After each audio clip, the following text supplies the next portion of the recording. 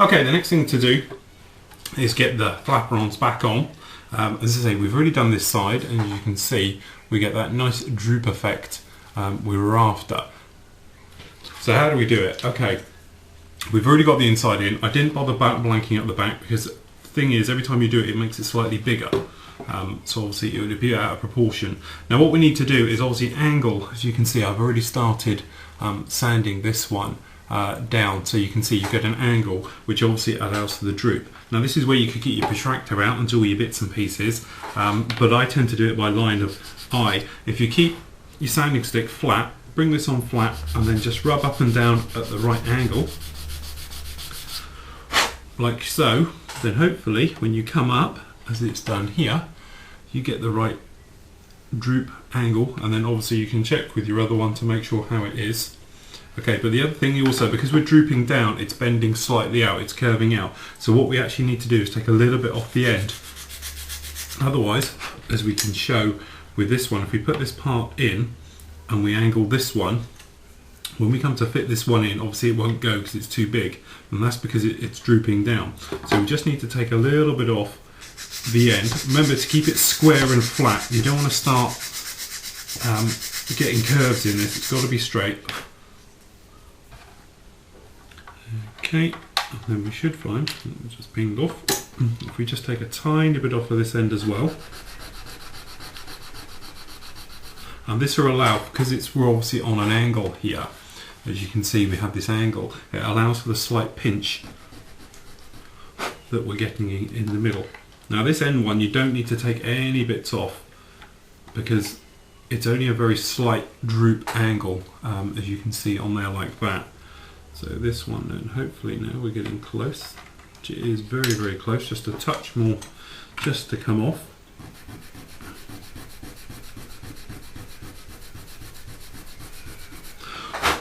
That should do it.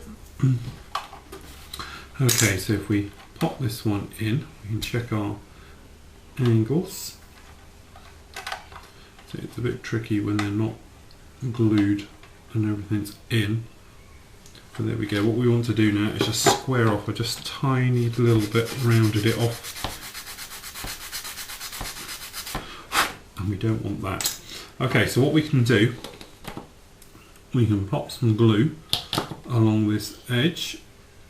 Obviously we want it to fit mainly to the top because there might be a slight dip on the underside.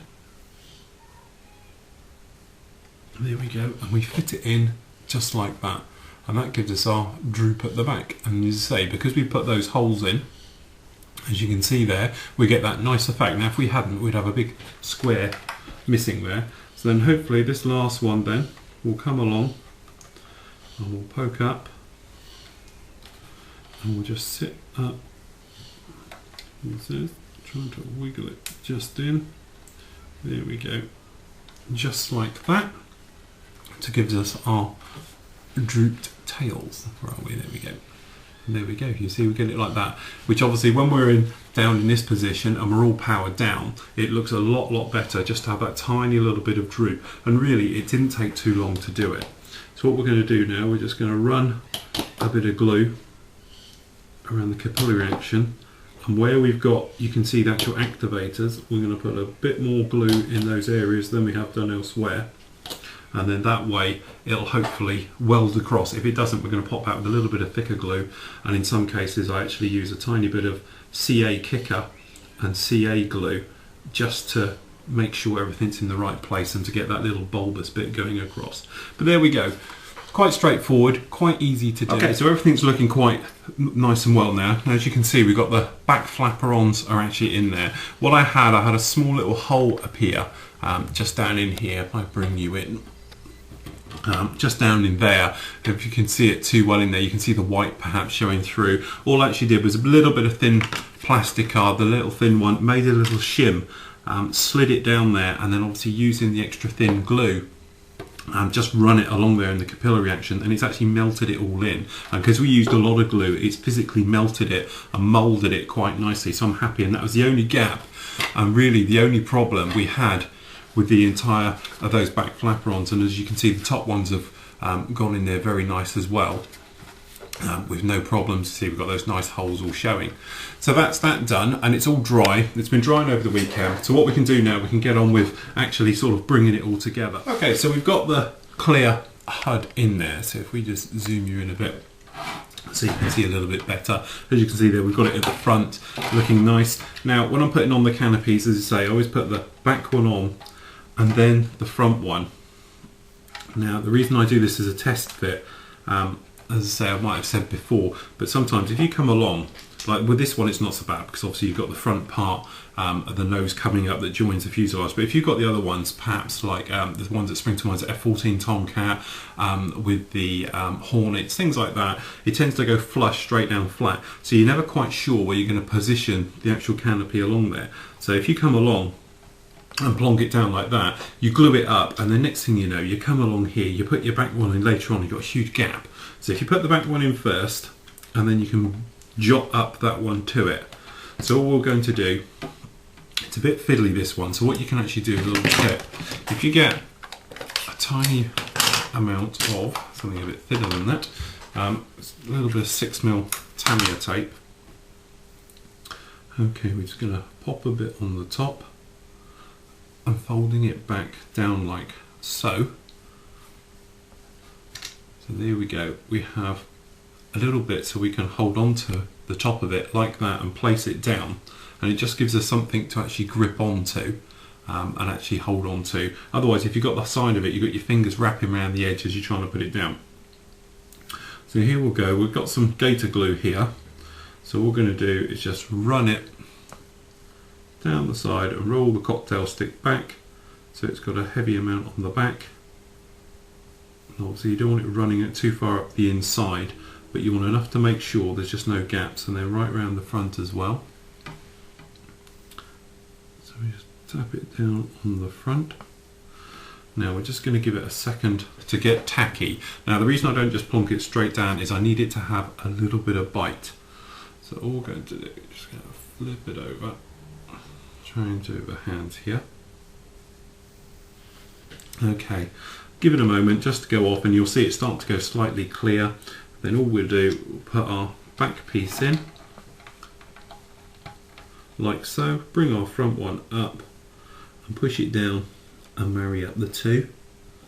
And when it's all down there nice and snug, we're going to leave the back one in there just for a moment, just literally whilst we put the glue back on the other side. As that starts to bite, it doesn't take long on a warm day like today. As I say, today's quite a warm day outside, nice sunny day. So with clear and any PVA glue, it's not going to take long. Obviously if it's a cold damp day, it's going to take a little bit longer. So then taking our nice, and just wet the cotton bud so it doesn't drag too much, and all we're going to do is just going to run around and just push it round and pushing inwards as we go. And it will just take around all those old marks, and we can take the back one off. Then just to make sure, and you're all okay, get your back one, pop it on, and just make sure there's no gaps as that one's down. If there's any gaps, just give it a little nudge. But there we go, that's fine. And in about 10-15 minutes, that'll be totally dry, and we can then get some blue tack in there, which you actually then glue the top on for when we do the rest of the spraying. Okay, quick rundown of what we've done. We've installed the little vanes underneath each wing, there's 3 on each side, and also we've installed the tracker there on the nose.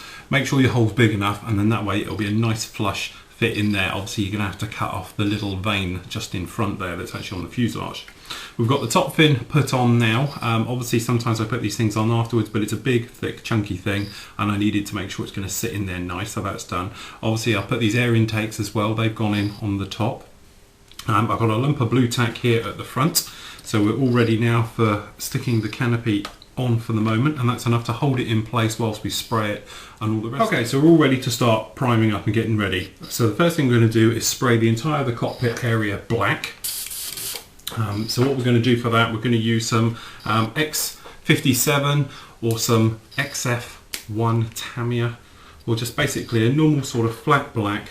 Spray it neat. Obviously this is pre-thinned, but I tend to use Tamiya if I'm going to do it neat. So we'll just check our flow. And then what we're going to do, we're just going to spray in the cockpit area.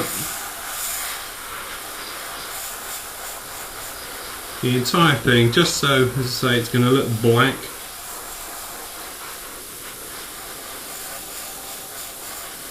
And we don't have to be particularly nice. Get some nice airflow going here. Okay, just cut into air and just dry it back a little bit.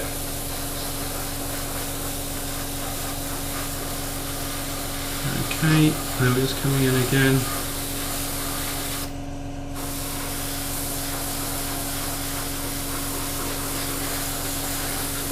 There we go. Okay, same time, we're just going to blow some down in the intake.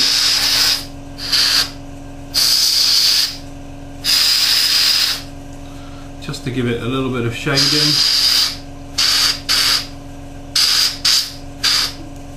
Just like that, and we're going to dry up, and what we'll do around the rims of those, so the air intakes, we're just going to give a sand over anyway later on.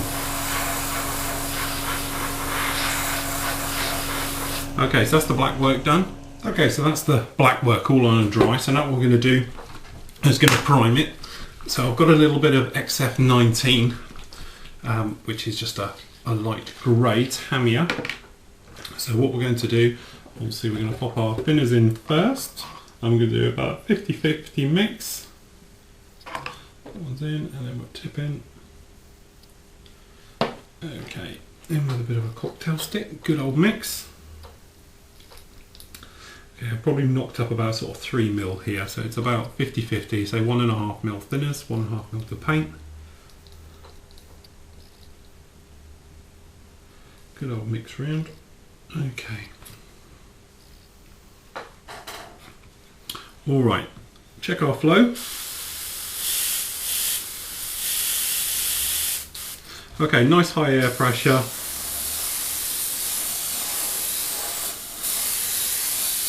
And just laying it down. Obviously it's a pretty close colour, so I don't know how well you're going to see this, but as you can see there, we've got it on that area at the front. What we'll do is just adjust the airbrushes a little bit funny, that's that. Okay, and we're just going to prime absolutely everywhere. And there we go. I hope you can see there those panel lines where we did them before on the underside there have returned. And obviously there we go, they're on the top side as well. Those ones we obliterated, all looking very nice. And obviously down in here we really can't see where that you know, the actual join was, obviously with the wing joints and everything else. Just got the tail to spray, which we'll just let that off. We're going to dry it off now, and then we can get on. Okay, so there we go, that's all the primer work done. As you say, the panel line's really standing out quite nicely there. I hope you can see those in the camera. Putting all those back in, bit of a chore, but obviously it's well worth doing it. Make sure when you do it, obviously we're saying about scribing round the edges. You probably won't see it very well there, but make sure you go all the way around because it's quite noticeable in this type of aircraft. Okay, so next up is going to be doing the wheel wells and getting them done. Luckily for us, they're silver, so it's going to be straightforward. Obviously you could use Alclads, Citadels, any type of silver you like for getting in there. Obviously, perhaps not Valero.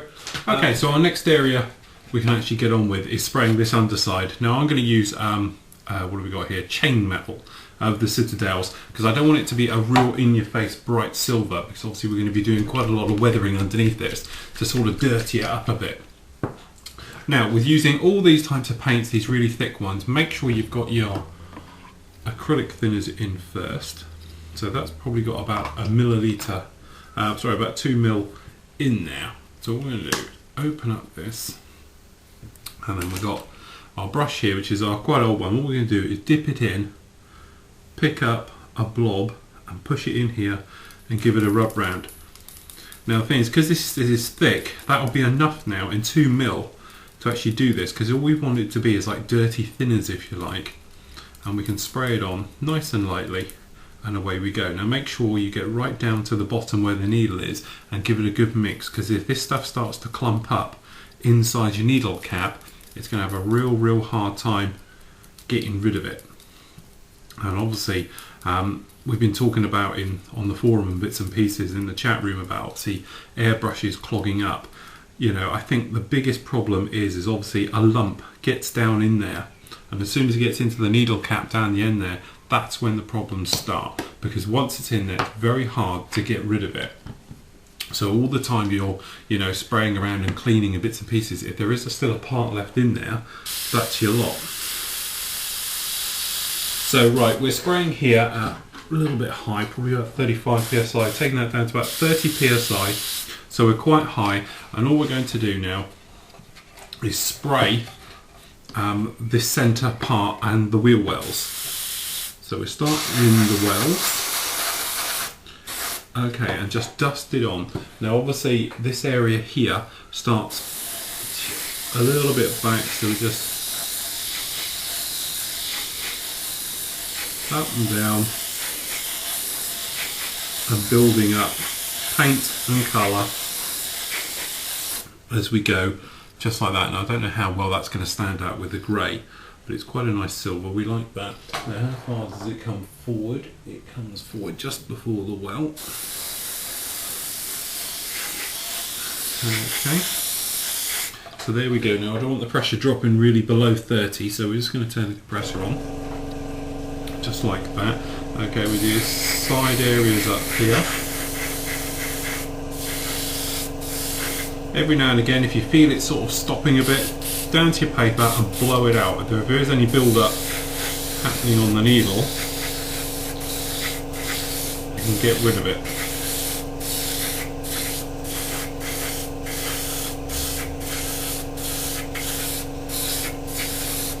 And we're just literally dusting it on, trying to build up layer. Then obviously we can do these wheel wells.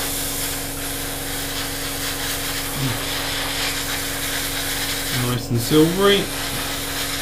And then we'll bung them up when this is all totally dry. So we can actually shut the doors for the main paint.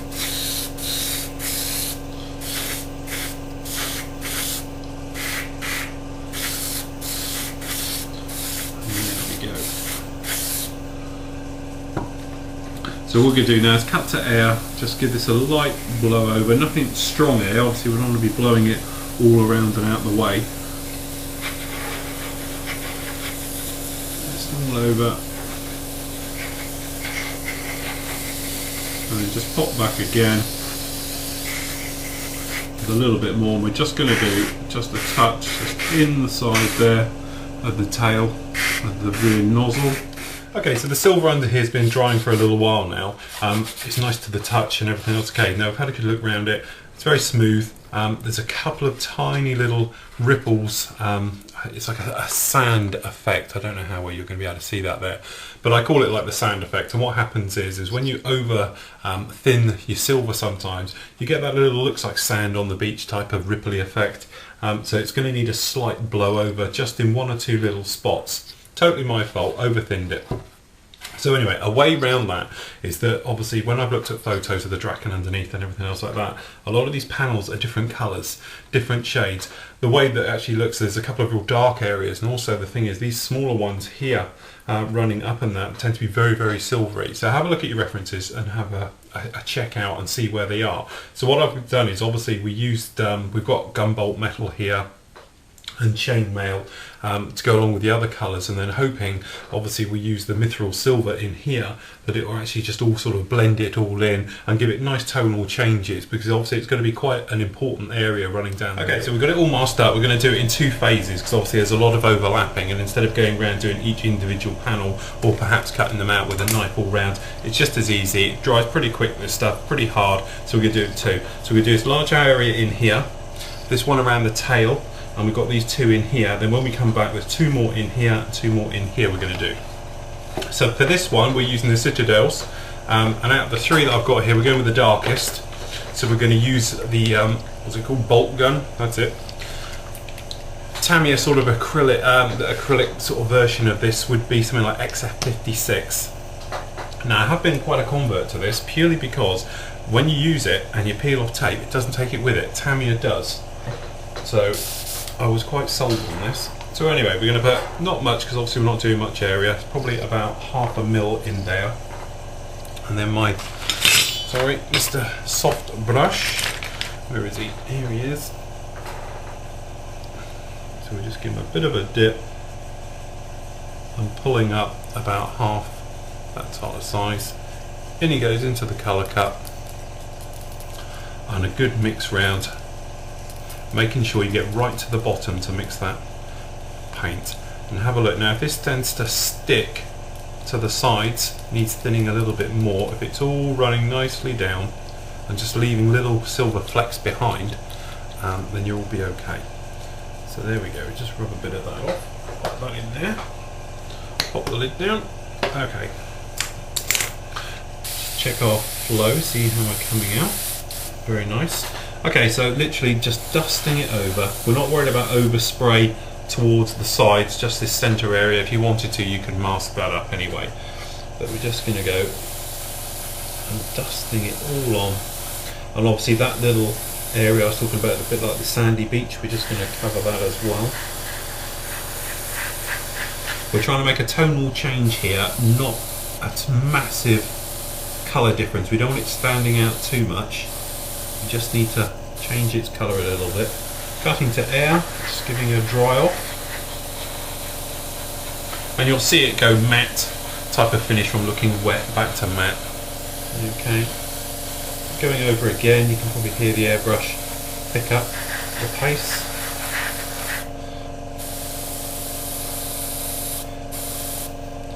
And obviously just make sure you get all to those edges, but don't flood the edges. Nice dry areas. Okay, and we're just going to dry off there. Here we go, pop that in there. Now if you wanted to, you could speed things up a little bit more. Grab your hairdryer. I'll just do this out of shot, otherwise I'll blow the contents of the desk away.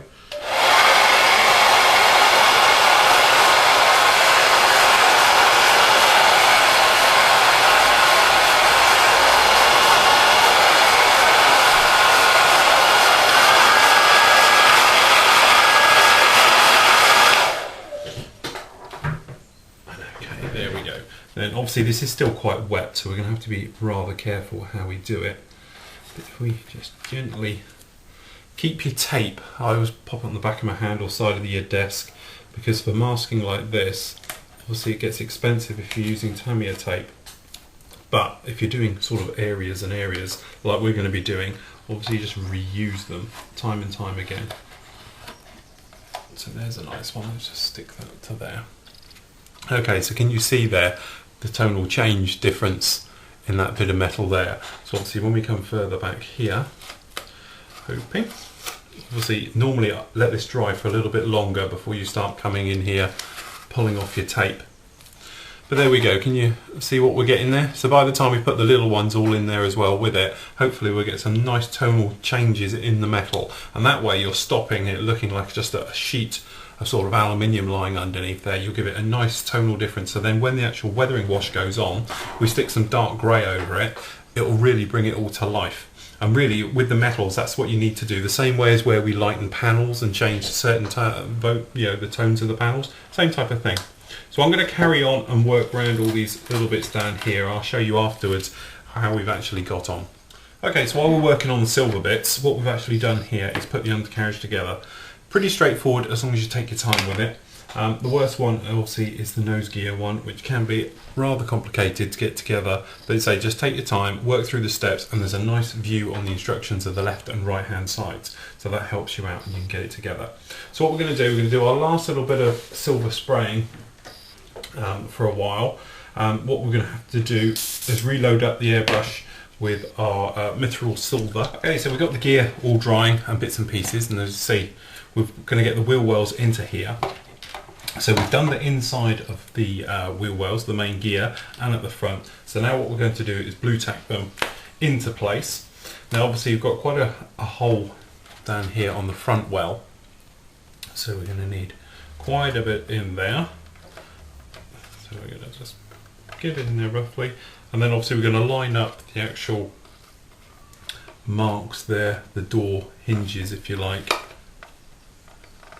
And it's actually a very, very tight fit. It's about perfect, which is quite nice because then we don't have to worry about too much overspray getting down there. So just get both of those in.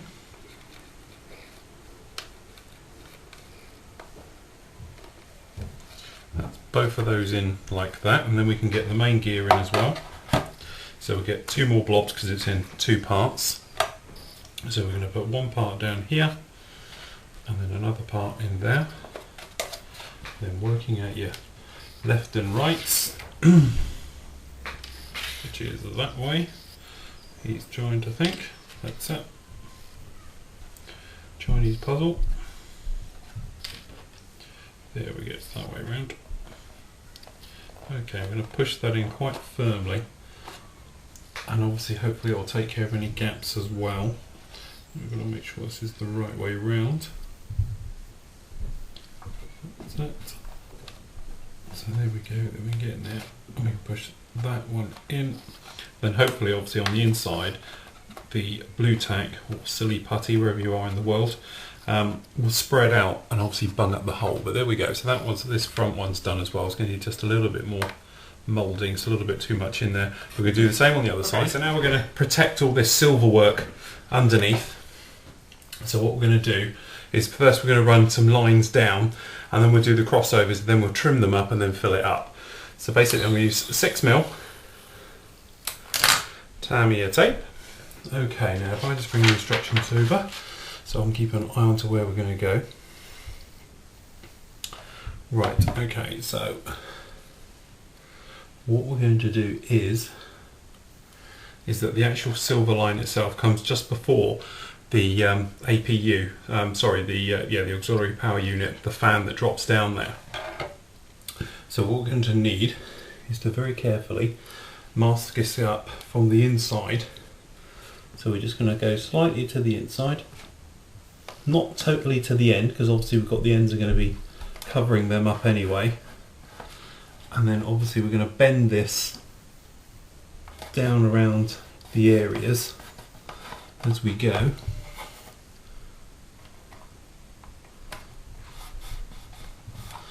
There we go, just like that. And then following the contour from the tail here, it then sort of goes off and up. So it's more of an upward thing than it is a downward, but it's just below. So really it's a case of check your references for your best type of thing. So there we go, that's going to go in. We'll just fold that in there for the moment. A good way to poke them down without the risk of scraping your paint, if you just get a cotton bud and give it a rub down. It doesn't matter obviously rubbing this side, but obviously we want to protect the silver. So we're going to do that there. We're going to do the same to the other side, and then what we're going to do, we're just going to put these end ones on. So what we're going to do is follow this line like so. Okay, so we're in like that.